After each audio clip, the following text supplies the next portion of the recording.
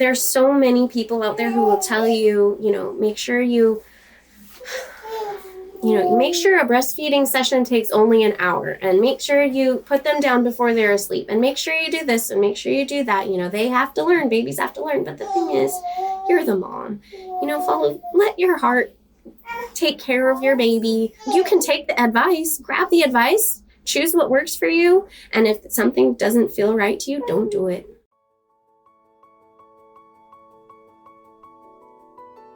Getting pregnant and giving birth are two of the most exciting things you can ever hope to experience in this life. The moment you think you could be pregnant, you're frantically searching for all the best information, which is why you're here today. I'm Stephanie King, and with my many years of experience as a professional childbirth educator, doula, and lover of all things pregnancy, birth, and postpartum, I'm here to make preparing for your birth enjoyable, empowering, and totally easy. Each week, I'll cover different topics, interview professionals, and get into the nitty-gritty birth stories from mamas just like you. And when you're ready for more, you can join me in the My Essential Birth course at myessentialbirth.com, where I take you step by step through exactly how to prepare your mind, body, spirit, and partner for a birth you love. So let's get started.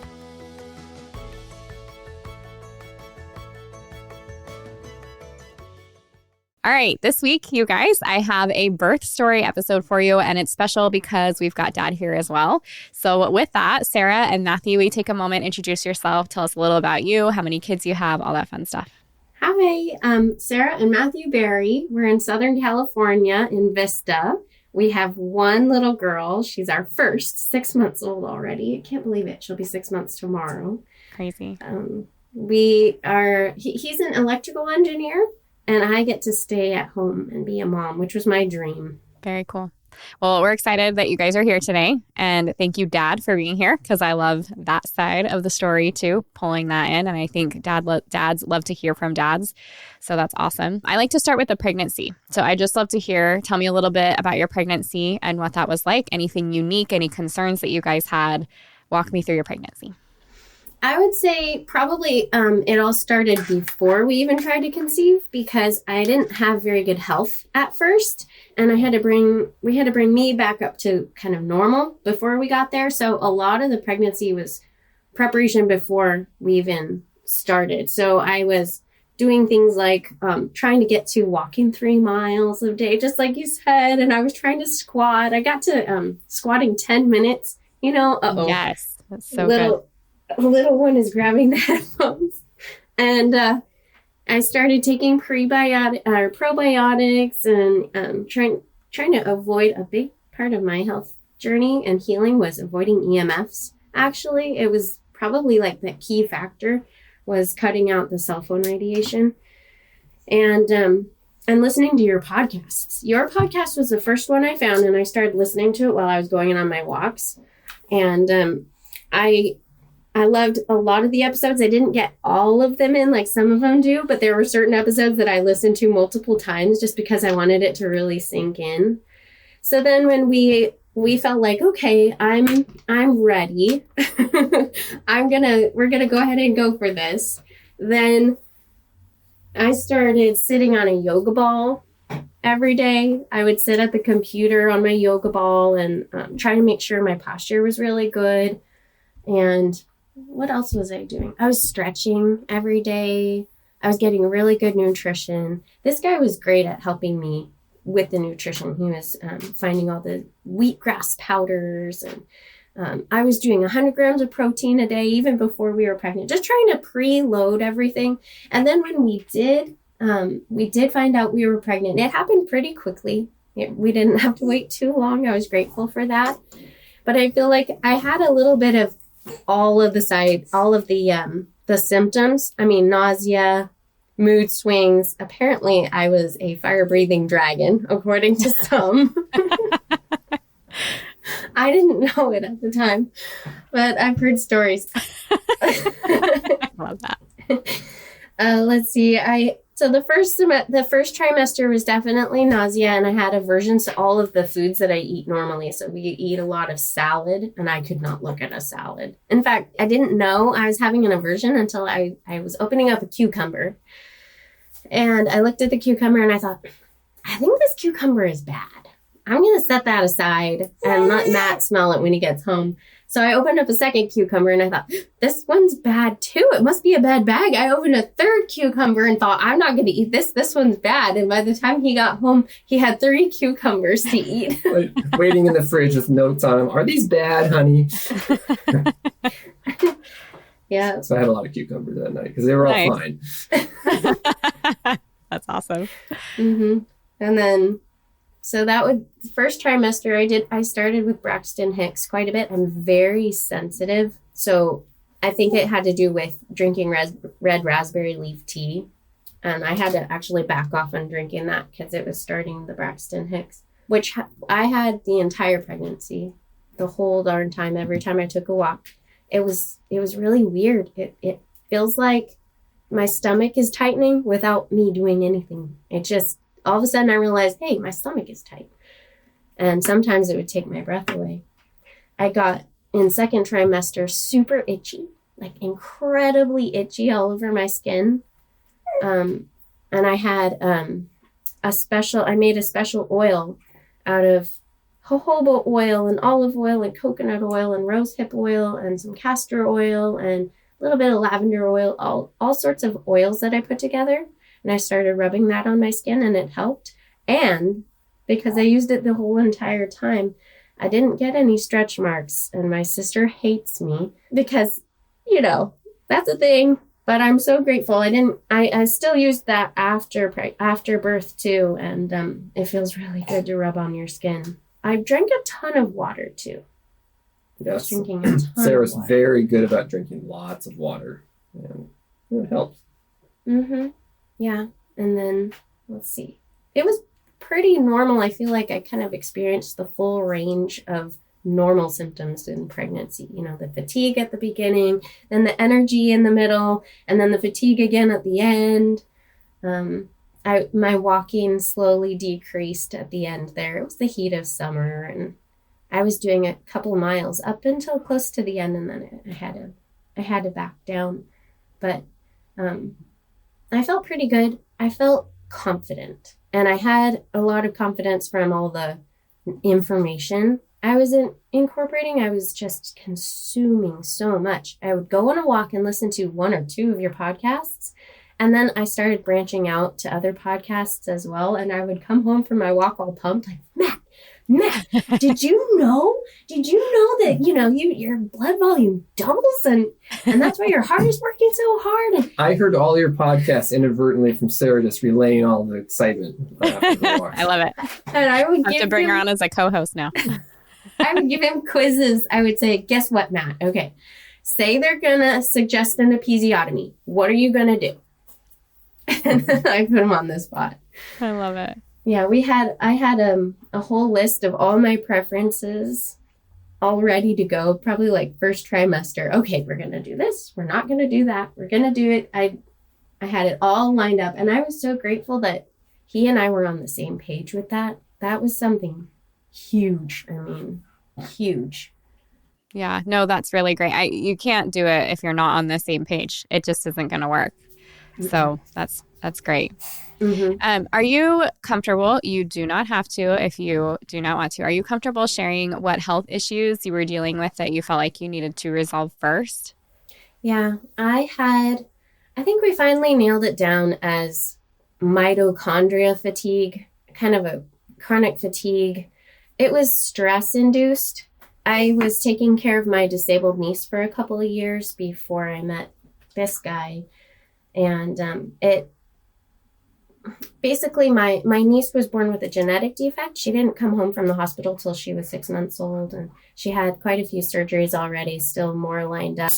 And through that journey of just being the secondary caregiver for her and taking care of my sister and brother-in-law's other girls, my sister would go to the hospital one day, I would go to the hospital the next day just to spend time with my niece and learn how to care for her and be there for her. We both grew quite a bit from the point of being passengers and just, doing whatever the doctors and nurses told us to do. And, they come in and they're the experts too. Over the course of 6 months, we became the experts, and they would come in and we would start telling them what to do. And that was a huge personal growth journey, but also a lot of stress, so much so that, I mean, when she came home, we were still saving her life multiple times a day, and I couldn't handle the stress. I broke myself. And I know now why Jesus tells us to be anxious for nothing, but in everything, with prayer and supplication, give your requests to the Lord, put them in his hands and leave them there. Because I didn't leave them in the Lord's hands, and I broke myself with the stress. So we had, as soon as I got married, he started helping me with recovery. And it was just a long journey of trying this, trying that. A lot of chlorophyll, a lot of salads, cutting out a lot of elimination diet, and then resetting the circadian rhythm. Make sure you're getting sleep. Sleep is huge. It's so, I didn't know or understand how much a good night's sleep has to do with your health. Yeah. The other really aspect was, as she mentioned earlier, elimination of electromagnetic fields. So limiting cell phone usage, Wi-Fi usage, just that. Some people are very sensitive to that. We learned that Sara is sensitive to EMFs. And so that was another. Yeah. How did you guys come about? How did that come about? I actually joined a program that was teaching about it, but there's also quite a few books. There's EMF, the book out there. There's you hear snippets of it through different podcasts, honestly. Kind of the health community out there is talking about it now, especially with 5G. When 5G came out, it became a topic of conversation.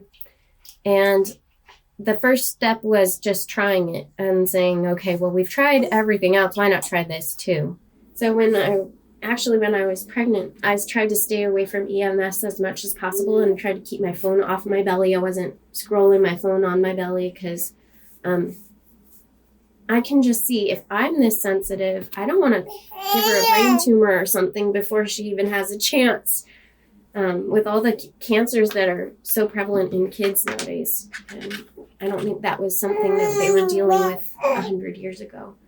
So, yeah, it was trial and error. The answer to your question is trial and error. Like, trying everything. I'm finally coming up with a concoction that really worked. I'm doing so much better. So much better. Good. Yeah. That's wonderful. Can we kind of dive into your providers and closer towards the end of your pregnancy? So what kind of provider did you choose? Did you choose midwife, OB, in hospital, out of hospital? We absolutely went for a midwife. I toyed with the idea of a home birth. And then we decided, you know what, we're maybe not quite ready for that for the first time. I looked up birth centers. And there were a couple nearby, and I chose the one based off the fact that she wanted, she looked so friendly. She looked so friendly online, and her birth center there were 2 birth centers nearby, and one of them talked about mothers, and the other talked about birthing people. And I wanted the one that was going to talk about me as a mother, not as a birthing person, because I felt like I would receive honest care from her. And when, I know you said, go ahead and interview a whole bunch of different ones just to make sure. But I knew right away. The moment I started talking to Tamara, the midwife, I just felt so comfortable. She made me feel so comfortable. And almost before I would say a preference, and almost before it was out of my mouth, she would nod and say, yep, we do that. That's awesome. Well, and I love that you shared that too, because you absolutely can have that experience where you're like, nope, that's my midwife, so that's awesome. So that was in hospital with a midwife, and no, birth center would birth be center, sorry. Independent birth center. Birth center with a midwife. And what did it look like for you coming up to your guest date? Was there any talk of induction? Did you choose to have vaginal exams? Like, what did it look like getting closer to the end of your pregnancy? I said no vaginal exams whatsoever, and she was okay with that. I said no GBS test, and she was not okay with that, but, respected my choice, and Matt was on board with that too. So we went ahead and even found a placenta encapsulation lady that really supported that as well. And I started taking probiotics and garlic heavy to support that on my end. We only did 2 ultrasounds to limit, again, any sort of waves. And because I was always on the yoga ball, and even I would do your 3 exercises daily, except for towards the end, the 3rd trimester, the squatting didn't feel right. And so I had to stop because it just felt wrong. And I'm not sure why that is, but she was very low. I carried her very low, very centered. The midwife was giving me spinning babies massages just to make sure she was in the right position. And, no, we never talked about induction. Granted, my family has a history of giving birth at 38 weeks. And my mom and my sister both gave birth to us kids at 38 weeks. And so around 36 weeks, I started red raspberry leaf tea again, and I ate dates. I'm very sensitive, so I just had 2 instead of 6. But by 37 weeks, I was getting hefty Braxton Hicks, hefty. So it was more of a game of let's keep her in rather than let's get her out. And then how about Dad, like walking you kind of through all of this or hearing your side of the story? What was it like for you, especially with her interviewing midwives and stuff? She said you guys were on the same page. So how did you guys get there together? Or what were your thoughts behind where she was choosing to give birth? Sara, having come from a family of multiple younger sisters and all the time that she spent with caring for her niece, Sara she knows kids. She knows, and so whereas I don't have a background with kids, I don't have any younger siblings, and so it was the notion of babies is very new to me. But with all the research she's been doing through podcasts and just her history from knowing kids, I had an intrinsic trust with what her opinions were, and we would talk about things and things would make sense to me. And so it was coming largely from the trust I had in her in approaching this whole topic that I was glad to go along with some of her preferences because she was a lot more knowledgeable about this than I was. What did you think about the midwife when you met her? She was very she would acquiesce to our requests in a lot of ways. And so she was accommodating to our requests. And I think having no pushback that you might get from kind of the standard medical community was very refreshing. And so you just intrinsically have a trust with her since she would just trust our preferences right off the gate. So I liked her off the bat, just like Sara did. How about how you supported Sara throughout her pregnancy? So she mentioned like food was one way that you supported her and being willing to be quizzed on whatever podcast she was listening to. But what were some helpful things that helped you guys prepare together, and kind of how did you support her through her pregnancy? Well, we certainly went to the My Essential Birth course together, and nutrition was a big deal. Like, for example, the wheatgrass is something I was kind of suggested, and she's like, okay, I'll take that. And just on that topic, during the delivery, the midwives commented that, wow, her bleeding was exceptionally low, and which, I thought there's plenty of blood, frankly, but their comments were that there was exceptionally low bleeding, which, all this wheatgrass she was taking, which is high in vitamin K, which helps blood clotting. Was that related? I don't know, but it's kind of like, okay, that's something, just the nutrition aspect and kind of ensuring that was, something I felt like I could have some influence on, help in that sense I'm doing most of the cooking. But I was very pleased to see Sara's level of research ahead of time, just constantly listening to podcasts all the time. And I was very pleased to see that level of dedication ahead of time and preparation. So just allowing her the time to do that was what I felt like I could do. But otherwise, it was largely her journey that I was just kind of coming along on. Well, he came with me to all the appointments. He came with me, except for a couple where he wasn't in town. He came with me to all the midwife appointments, and so he was in on it, and he would have a yellow notepad with the questions that we had written down throughout the week, and so he would ask those questions, and if he didn't understand something, he would ask, and the midwife was great about explaining it. So he was definitely a huge, huge part of the journey, and if I can just, confirm that part about that you said about trusting Tamara with no pushback. That was so, I would say that was number one. That was number one for us, because then when it came to birth, I wasn't worried about having to fight. I could just relax. Okay, how about preparation? How did you guys prepare together? Sara, what did you do as far as like exercises and relaxation practice and labor rehearsal? Like what did your kind of daily, weekly, monthly look like, and as things got closer, and how did you guys do that together? I asked this, okay, when we got married, I was really tense, right? And this guy gave me a massage, and it was one of the most painful experiences I've ever had. He doesn't hold back. So we decided that would be a good thing for me to practice breathing through pain. I said, give me massages and I'll breathe through the pain. And I, because we were able to practice that, a couple times a week, even before pregnancy and then during pregnancy, when my feet were hurting after a long day, he would give me a foot massage. It was my favorite part of the day. But I would have to practice those low moaning, keep the throat open, and then I would like wiggle my chin, and maybe practice feeling the breath, get my lips wet so I could feel the breath on my lips and focus on that feeling rather than what I was feeling in my feet. And after 9 months or more, it got to the point where he could massage my feet and he would say, oh, you looked like you were handling it just fine. And inside I'm thinking, yikes. But on the outside, I guess I was holding it together because I had found my technique for breathing through pain. And that helped quite a bit because I didn't have any problems with the contractions until we got to dilation. Yeah.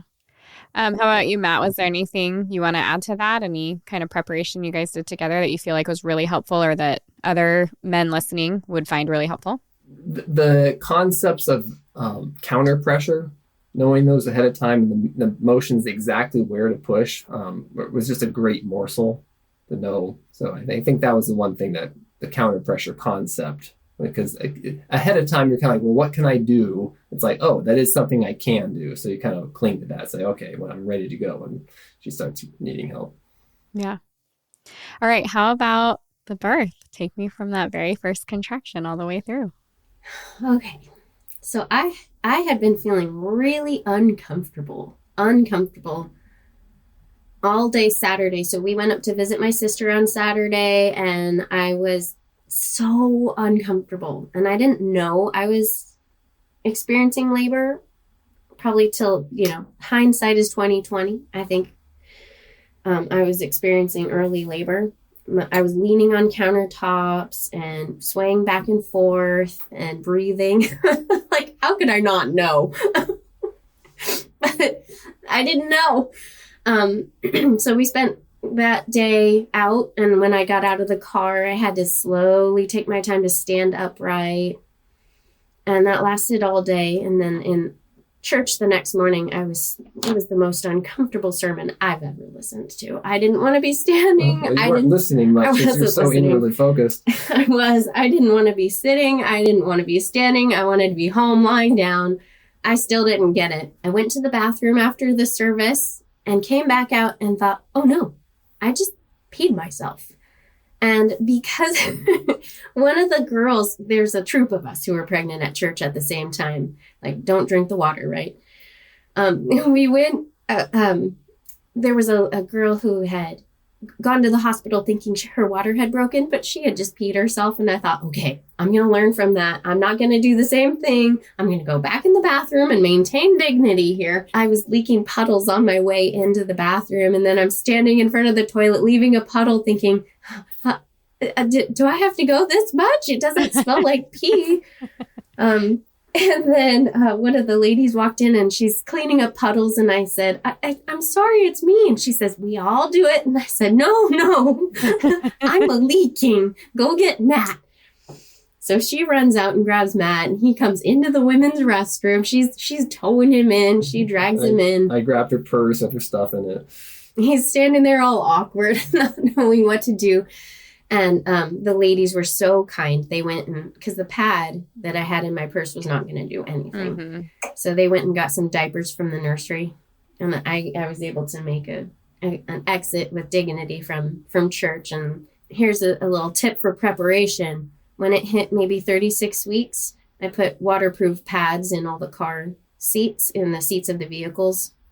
Good thing, too, because I left a nice puddle on the seat in the way home.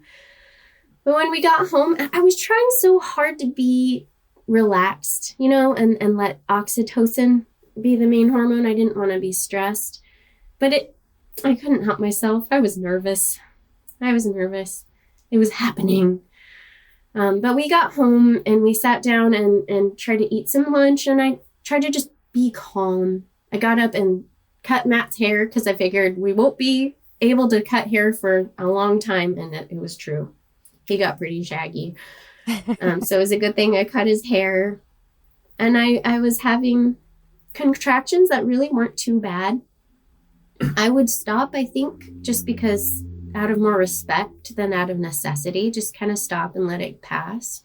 And that night, I really was doing just fine. I had some contractions. They never got regular. So then Monday, they started getting a little stronger, but I was doing just fine. I was doing stretches. I started drinking red raspberry leaf tea. Monday, we started doing curb walking together. He walked up and down the street with me on Monday. I was starting to get tired. They were starting to get a little stronger. The midwife was checking in. Hey, getting regular? No? Okay. They never got regular. I remember Monday night being asleep and waking up to something feeling really sharp inside. It felt really sharp. And I leaped out of bed and rested on the chest of drawers and just kind of breathed and swayed and realized, oh, wow, that was really strong. What's happening? What is that? And I didn't know what it was. Now that I know, I was just dilating. It just felt so sharp inside. And from then on, when they still weren't coming regularly, it may be an hour, it may be 12 minutes, it may be anything. I just kind of felt nervous because I couldn't go through them on my side in bed from that point on.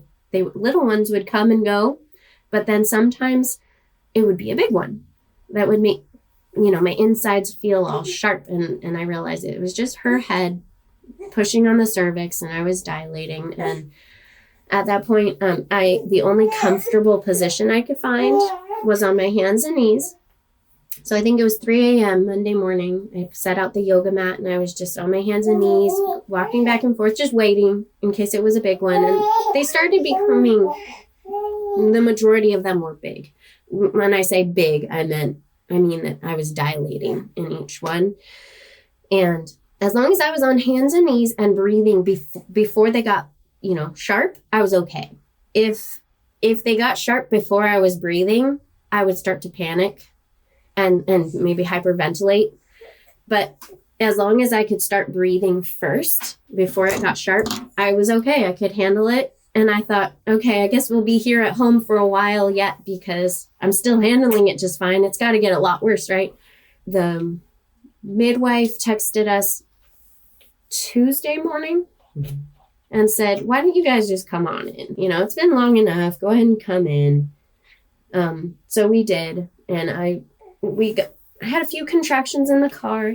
My contractions, probably because my water was broken, they were never that slow, gentle wave of I was expecting like a wave in the ocean where it gets harder and harder and harder, and then it's a peak, and then it backs off. It would come and go, and then come back really quickly, and then start to go, and then come back. And I'm thinking, now I know. It was probably, they were piled up.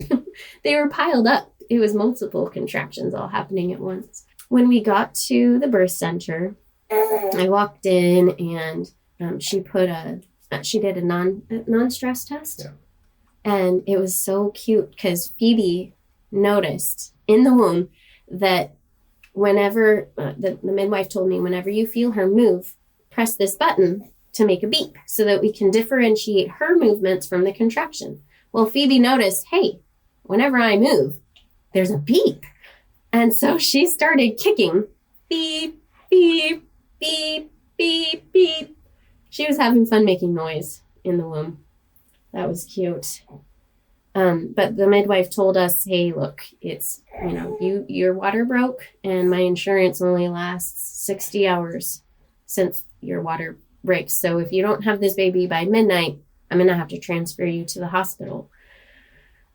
And at that point, I broke down and had a big old sob fest, and I was crying on Matt's shoulder because I was afraid. I'm afraid of the hospital. I don't want to have to fight for everything there. And I've got this habit, whenever I go in there, I'm in protect mode, anti-bear in there. I am not relaxed in the hospital. I'm afraid of all the things they're going to do. I'm afraid of all the things that might happen and that I don't want to happen. And I'm comfortable here, and I don't want to pay for both the birth center and the hospital. So we had a big old cry.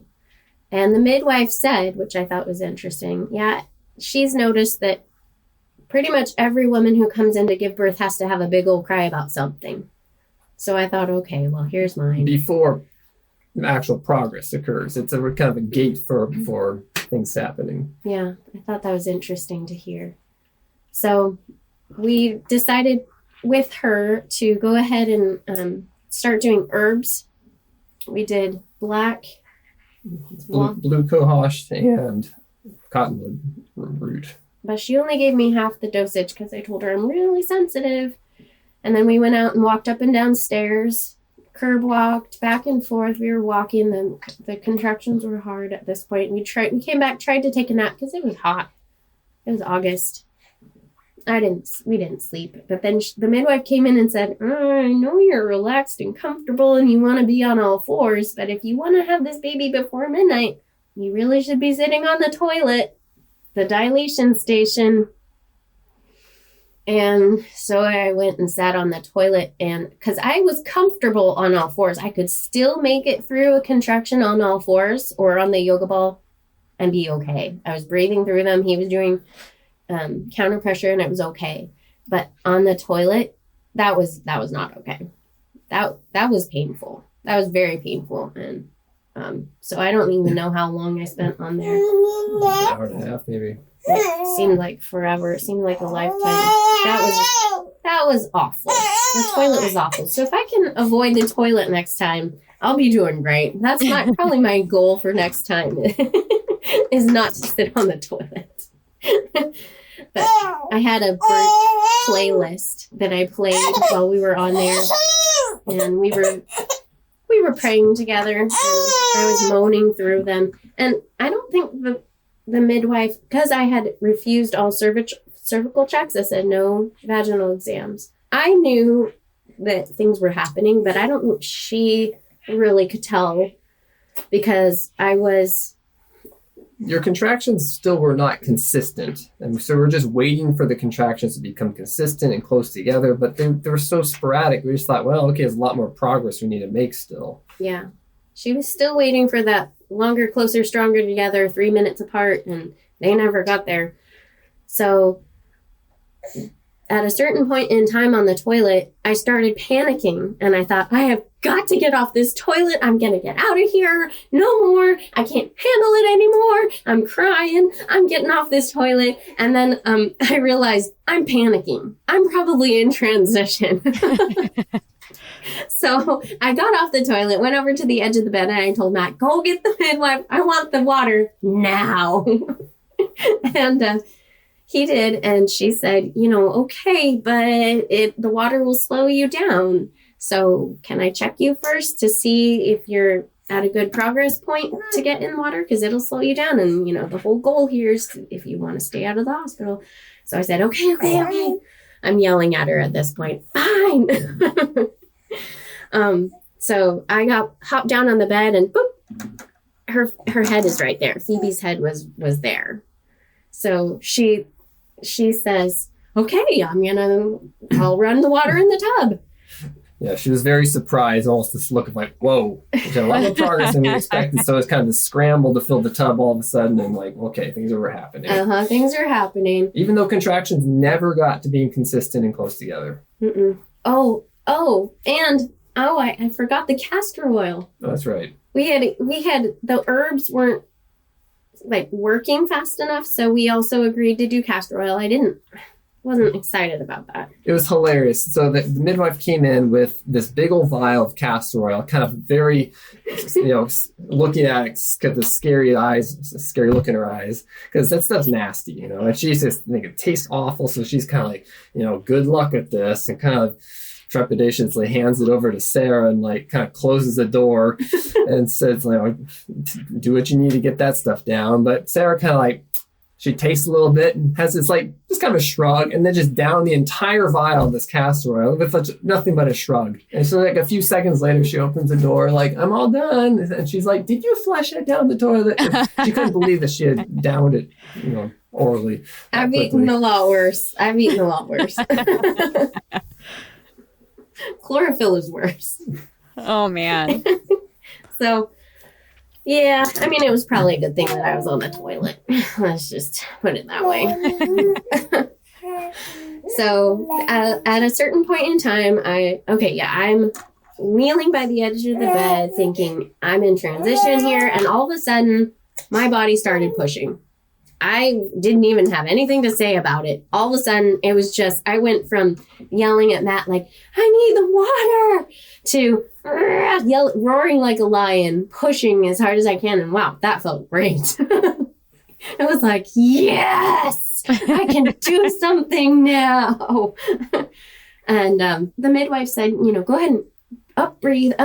Okay, slow that down. Let's slow this down. And helped me get into the water where everything did slow down. It absolutely slowed down. Unfortunately, the tub was not as deep as I was hoping. I was hoping to be able to be on my knees and leaning on the edge, but I realized when I got into it, no, I can't. It's not deep enough. So for a little while, I pushed on my back in the tub, and Matt, I was in labor land in there. I know what you mean by labor land now. I didn't understand what labor land means.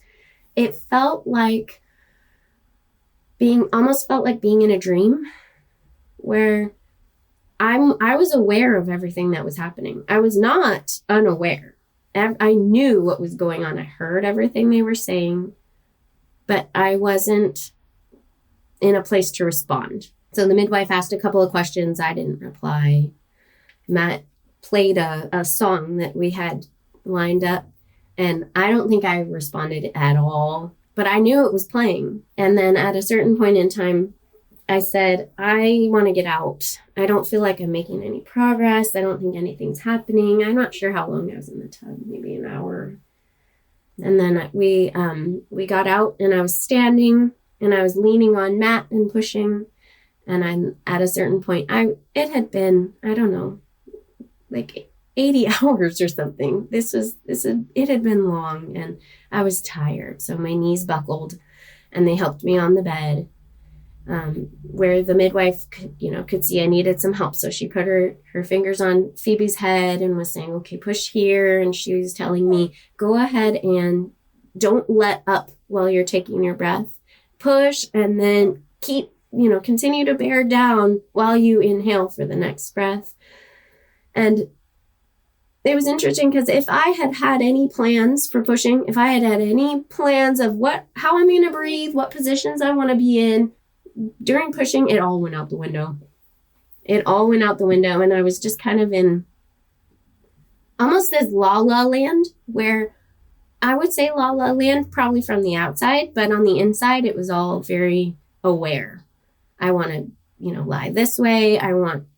This is what feels good in the moment. Matt was holding my leg while I was on the bed, and he tried to go put it down for a second, maybe to reposition himself. And I said, no, you can't stop. You have to keep going. But I got exhausted after a while. And then after a little while, the contractions had been working for me, and I was pushing whether I wanted to or not. And I was tired enough, I just had to decide whether or not I was going to honor this contraction or not, if I'm going to push or not. But you have to, because, she's in there, and it was very much, not so much, I would say that being on the toilet was painful, but pushing wasn't necessarily painful. as much as it was just this mind game of having a bowling ball stuck inside me that I have to get this out. I wouldn't say that the pushing was painful as much as just panic inducing. And if I could stay relaxed, the midwife helped me with that a couple of times. I started, saying, I can't. And then she would tell me, no, Sarah, you can, change your language. You can. And so I would, I can do this. Thank you, Lord, that I can do this. I started thanking the Lord instead of, asking the Lord. I was just thanking the Lord for gratitude. That was helpful. But after about 2 hours, the midwife said, she's crowning. And I said, don't tell me that, because I didn't understand. I couldn't fathom what she was trying to say. And I was so done that I had wanted to breathe her out, right? I had wanted to let the body do it all. But at that point, when she says, one more push, she says, one more push, and she'll be out. And I did not wait for the next contraction. I just pushed. And sure enough, I tore, but I was done. So she came at early Wednesday morning. So I don't know anybody who's had a labor longer than that, but that was crazy, very odd. I don't know anyone who's had that experience. It's very odd. I don't think anybody will ever after me. And how was that for you, Matt? What were there, and both of you actually, like, how did Matt support you? And then how did you support her? Like, what were you noticing? Because it's true, you are extremely aware of everything going on, even though you're not saying anything, like you're just in your own land. But then Matthew, like, what were the things that you're like, I know she needs this, or what did you use in that labor time? Well, just as general support in the sense of grabbing her water bottle, making sure she drinks, bringing her lap balm over to her, just being there is what the husband can do. And that's what I set out to do. I think what really surprised me, Sarah had listened to all these podcasts about just being relaxed and trying to just, kind of breathe it out and all this. But there were moments where Sarah let out a full guttural scream. And I wasn't expecting that. And so, watching your wife screaming in moments, it kind of can really take you back. And so I'm seeing that kind of wanting to do something, but there's really nothing I can do other than just be there. Meanwhile, the midwives have this sort of ho-hum sort of like, oh, this is normal expression on their face. And so I'm kind of between the two, just like taking in this moment, kind of wondering what to do. But really the answer is just being there is what Sarah wanted, and I had my arm on her. And that's really all you can do. And that's what I did do. But I think the expectation, like I said, it surprised me when she was getting to a point of screaming, which I guess is kind of normal. And if there are any husbands out there who haven't gone through that before, just expect the unexpected in that capacity. Yeah. Yeah. Would you agree with that? Were there things that he was doing that was really helpful for you? Was it just him being there? Was it anything he said? Yeah, him being there was just, I needed to smell him. I needed to feel him. Earlier on, he was feeding me. We had sandwiches and snacks, and he was feeding me. And then later on, he was giving me spoonfuls of honey. He was helping me up and down the stairs. He was, just, I didn't necessarily want to hear. That's not, words of affirmation weren't necessarily what I wanted. I needed to smell him and feel him there. And just having his hands on me was what I needed. And that was huge. There was a point where she started cramping, and having electrolytes handy was just, recommend to have some electrolytes handy if anyone's out there listening. That always helps with cramps. Anyway. Yeah, that was kind of awful. She came out, and then I was thinking, oh yes, it's going to be a big relief. No, cramp. That was funny. And that she came out, and there was the midwife was trying to get her on my chest, but no, short cord. So she wound up on my belly. But he got to, the midwife told him to put his fingers on the cord. One of the most magical experiences was to feel the cord when it was still pulsing. to feel Sarah's heartbeat through the cord going into Phoebe at the moment. You just go, wow. And then mere moments later, the placenta's coming out, which was, all that heartbeat was pushing through. And just to see that so intimately was really special. Yeah, that's really neat. I like that. Anything else you guys want to add about your birth story, and anything else that stands out to you or that you think could benefit other moms listening?